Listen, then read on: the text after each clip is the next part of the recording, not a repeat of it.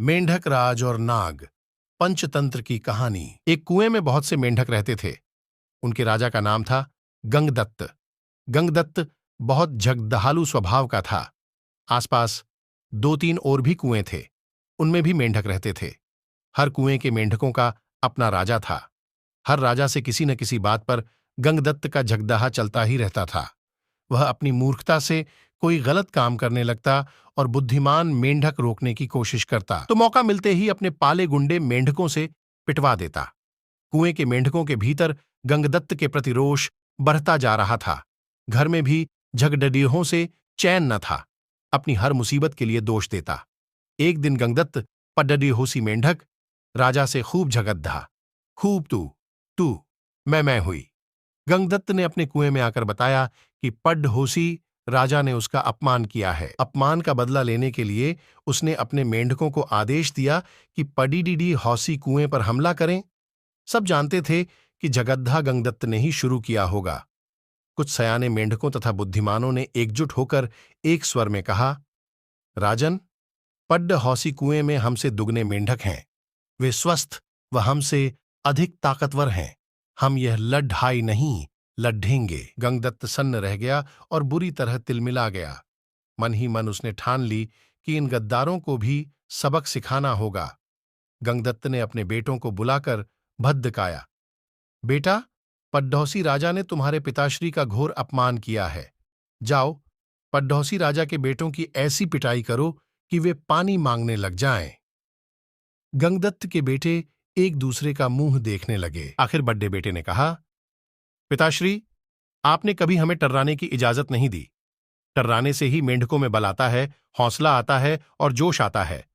आप ही बताइए कि बिना हौसले और जोश के हम किसी की क्या पिटाई कर पाएंगे। अब गंगदत्त सबसे चिढ़ गया। एक दिन वह कुर्ता और बद्दबद्धाता कुएं से बाहर निकल इधर उधर घूमने लगा। उसे एक भयंकर नाग पास ही बने अपने बिल में घुसता नजर आया। उसकी आंखें चमकीं। जब अपने दुश्मन बन गए हों तो दुश्मन को अपना बनाना चाहिए। यह सोच वह बिल के पास जाकर बोला, नागदेव, मेरा प्रणाम। नागदेव फुफकारा, अरे मेंढक, मैं तुम्हारा बैरी हूं, तुम्हें खा जाता हूं और तू मेरे बिल के आगे आकर मुझे आवाज दे रहा है। कहा। गंगदत्त टर्राया, हे नाग, कभी कभी शत्रुओं से ज्यादा अपने दुख देने लगते हैं। मेरा अपनी जाति वालों और सगों ने इतना घोर अपमान किया है कि उन्हें सबक सिखाने के लिए मुझे तुम जैसे शत्रु के पास सहायता मांगने आना पड़ रहा है। तुम मेरी दोस्ती स्वीकार करो और मजे करो। नाग ने बिल से अपना सिर बाहर निकाला और बोला, मजे? कैसे मजे? गंगदत्त ने कहा, मैं तुम्हें इतने मेंढक खिलाऊंगा कि तुम मोटाते मोटाते अजगर बन जाओगे। नाग ने शंका व्यक्त की, पानी में मैं जा नहीं सकता, कैसे पकड़ूंगा मेंढक?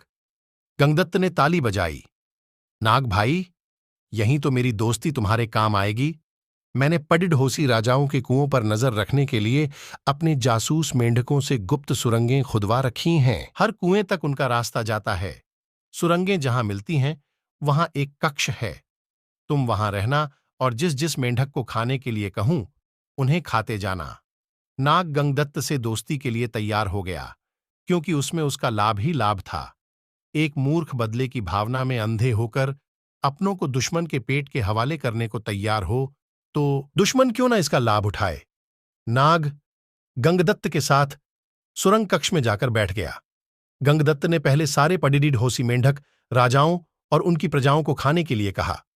नाग कुछ सप्ताहों में सारे दूसरे कुओं के मेंढकों को सुरंगों के रास्ते जा जाकर खा गया।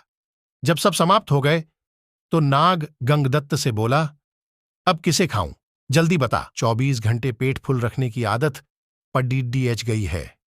गंगदत्त ने कहा, अब मेरे कुएं के सभी सयाने और बुद्धिमान मेंढकों को खाओ। वह खाए जा चुके तो प्रजा की बारी आई। गंगदत्त ने सोचा, प्रजा की ऐसी की तैसी हर समय कुछ न कुछ शिकायत करती रहती है। उनको खाने के बाद नाग ने खाना मांगा तो गंगदत्त बोला, नाग मित्र, अब केवल मेरा कुनबा और मेरे मित्र बचे हैं। खेल खत्म और मेंढक हजम। नाग ने फन फैलाया और फुफकारने लगा, मेंढक, मैं अब कहीं नहीं जाने का, तू अब खाने का इंतजाम कर वरना। गंगदत्त की बोलती बंद हो गई। उसने नाग को अपने मित्र खिलाए, फिर उसके बेटे नाग के पेट में गए। गंगदत्त ने सोचा कि मैं और मेंढकी जिंदा रहे तो बेटे और पैदा कर लेंगे। बेटे खाने के बाद नाग फुफकारा, और खाना कहाँ है? गंगदत्त ने डरकर मेंढकी की ओर इशार किया। गंगदत्त ने स्वयं के मन को समझाया, चलो बूढ़ी मेंढकी से छुटकारा मिला, नई जवान मेंढकी से विवाह कर नया संसार बसाऊंगा। मेंढकी को खाने के बाद नाग ने मुंह फाड़ा, खाना। गंगदत्त ने हाथ जोड़ दिए, अब तो केवल मैं बचा हूं, तुम्हारा दोस्त गंगदत्त, अब लौट जाओ। नाग बोला, तू कौन सा मेरा मामा लगता है? और उसे हट ढप गया। सीखा, अपनों से बदला लेने के लिए जो शत्रु का साथ लेता है उसका अंत निश्चित है।